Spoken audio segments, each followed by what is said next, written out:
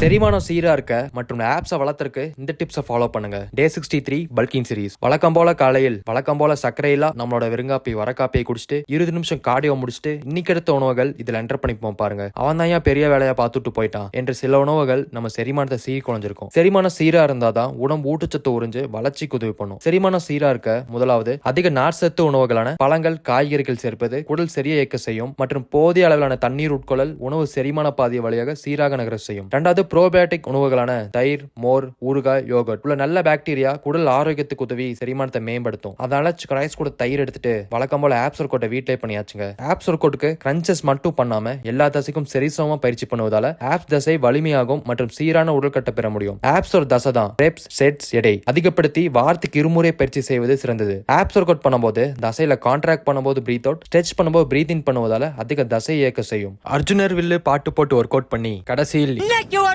புடி பிடிக்கும் நண்பனுக்கு இந்த ரீல ஷேர் பண்ணுங்க. கடைசி மீலா டின்னர் எடுத்துட்டு ரெக்கவரிக்கு அஸ்வகந்தா போட்டுட்டு 10K ஸ்டெப்ஸ் கோல முடிச்சாச்சுங்க. நல்ல எண்ணங்களையும் வெற்றி எண்ணங்களையும் நம் மனதில் ரீப்ரோகிராம் செய்ய வேண்டும். மீண்டும் நாளை சந்திப்போம்.